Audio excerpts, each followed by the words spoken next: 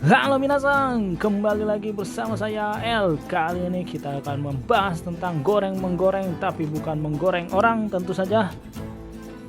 Kita lupakan sejenak pernihan psikopat dan goib. Kali ini kita bahas yang waras-waras saja.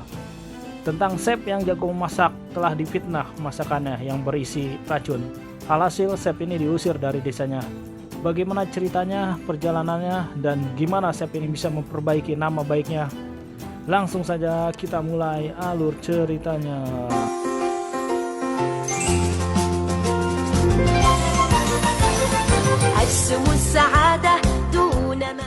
Awal cerita terdapat di dapur. Master Yi menemukan daging babinya menjadi gosong karena asistennya yang bernama Leng ceroboh.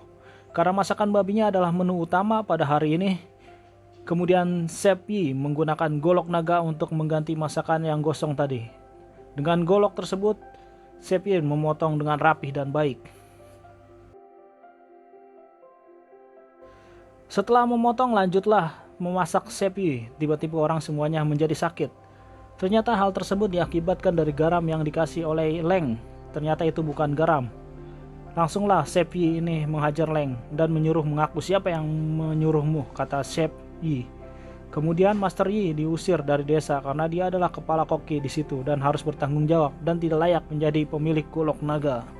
Ketika di sebuah sekolah kungfu, sekolah itu mengadakan kompetisi yang bisa memindahkan lambang sekolah ke tempat asalnya akan menjadi lulusan pertama kehormatan. Singkat cerita, Ken berhasil menyelesaikannya. Ken jago kungfu dan pandai memasak. Lalu dibuatkanlah semangkok mie dengan perpaduan kungfu di dalamnya. Wah, wacah!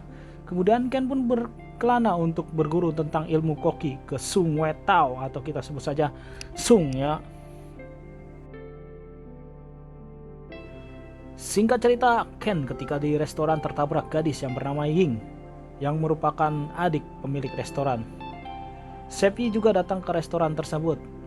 Di sana Master atau Chef Yi disuguhkan oleh Ying sebuah teh dan Yi berhasil menabrak ramuan teh tersebut. Seketika pemilik restoran langsung kagum dengan Chef Yi ini mampu mengetahui bumbu teh tersebut. Kemudian Chef Yi memesan pesanan yang tidak ada di menu, yaitu memesan kubis dalam air jerih. Pemilik restoran pun mengiyakan. Koki Sung menyadari yang memesan adalah seorang koki. Hidangan pun tiba. Chef Yi mencoba hidangan, kemudian teringat ia bersama kakaknya. Setelah itu, komentar dari Yi mengatakan pengolahannya telah salah, jadi pemurnian dari kubus air jernih ini telah hilang. Lalu Koki Sung mengajak berduel. Jika ia kalah, maka ia akan meninggalkan restoran. Namun jika Yi kalah harus mencuci piring selama setahun. Lalu Yi memilih asistennya, yaitu Ken. Singkat cerita, pencicipan pun dimulai. Koki Sung menggunakan masakan andalan restoran, tentu saja rasanya enak. Menurut Yi, itu lumayan rasanya. Kemudian Ying mencicipi masakan Chef Yi. Saat memegang masakannya, ia kepanasan karena lapisan gulanya sangat tipis dan tetap panas dalam proses memasak. Kemudian saat Koki Sung mencoba, rasanya enak dan ia mengakui kekalahannya. Nama masakan itu adalah 8 bebek keberuntungan. Tidak ada yang mampu memasak masakan itu selama berabad-abad. Pembuatan pun tidak boleh menggunakan pisau karena dapat menyebabkan kerusakan serat yang lembut dalam dagingnya. Kemudian Chef Yi pun menggantikan Koki Sung yang telah keluar. Dan asistennya pun dibantu oleh Ken. Lalu Ken mengajak Chef Yi bertarung dalam kecepatan memotong ikan. Dimulailah Ken terlebih dahulu yang memotong ikan globe. Kemudian Chef Yi mencicipi rasanya, ternyata rasanya cukup enak. Chef Yi tidak mau kalah, ia juga memotong ikan air tawar. Tentu saja rasanya tidak lebih enak dari ikan globe. Ternyata rasa ikan Chef Yi ini lebih enak saat dicicipi oleh Ken. Rahasianya adalah ketika Chef Yi memakai pisau dingin untuk memotongnya. Yang mengejutkan lagi, ia memotong tanpa mematikan ikannya. Karena kekaguman kepada Chef Yi, Ken ingin berguru pada Chef Yi sampai ia rela membantu mengasahkan semua pisau yang berkarat. Ketika sedang ngobrol dengan pemilik restoran, Chef Yi teringat dengan keponakannya, yaitu Jo Wokai. Kita panggil saja Jo, ia pemilik restoran Raja Kanton. Kemudian Koki Sung melamar ke sana setelah dikalahkan oleh Chef Yi. Mendengar itu, Jo langsung marah. Ketika Joe masih kecil, ayahnya yang merupakan kakak dari Chef Yi, ayahnya marah ke Chef Yi karena menyembunyikan golok naga, karena golok itu merupakan warisan turun-temurun. Kemudian mereka bertarung untuk memperebutkan goloknya. Ketika itu, coet besar jatuh menimpa Chef Yi, hampir tertimpa coet tersebut, akan tetapi kakaknya malah menyelamatkan si Chef Yi. Alhasil kakaknya tertimpa coet tersebut. Karena kejadian tersebut, ayah Joe tidak bisa masak lagi dan ia meninggalkan desa. Ayah Joe ini merupakan juara bertahan koki dunia selama 2 kali.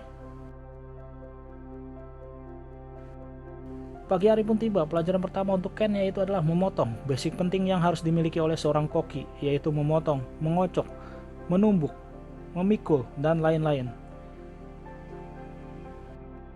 Pun diajak memasak, dan adik pemilik restoran ini meminta diajari membuat puding kacang kubus, akan tetapi Chef Yi akan mengajarinya di lain waktu.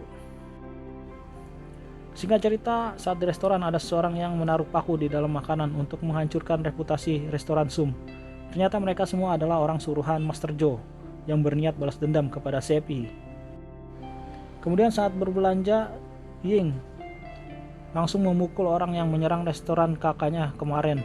Alhasil pusat pembelanjaan berantakan dah. Saat mereka lari dari pengejaran satpam mall, dia melihat di TV ada kompetisi memasak yang diadakan 4 tahun sekali di Cina. Karena kompetisi itu dapat memperbaiki citra restoran, maka Ken menyuruh Chef Yi untuk mengikuti kompetisi itu. Akan tetapi Chef Yi menolak dan menyuruh Ken untuk mengikutinya, membawa nama baik restoran. Dan diberilah kotak dari Chef Yi. Singkat cerita, kompetisi masak koki di Cina dimulai, Master Chef dimulai.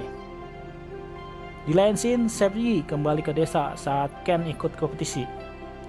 Dalam kompetisi ada juara sebelumnya yaitu Master Tin dari restoran Raja Katon. Berikut asistennya yaitu Sum. Ken pun tak gentar, tetap yakin dia akan menang. Babak pertama dimulai dengan tantangan memotong 2 tim saja yang bisa lolos ke final. Ken pun membuat hidangan 4 unggas keberuntungan. Bahannya yaitu 4 macam unggas. Yang lainnya memasak ada ikan, kerang, ayam, dan lain-lain. Sementara Master Tin memasak kepala kerbau. Tibalah sampai penilaian juri. Para juri menilai masakan dari semua peserta, termasuk Chef Arnold dan Chef Juna. Yang lolos ke babak selanjutnya adalah Ken dan Master Tin, dan berhak maju ke babak selanjutnya, yaitu Grand Final. Ketika Joe mendengar yang menang restoran Ken, langsunglah si Joe ini menyerang ke restorannya dan menyekap Ying dan Ken di lemari es.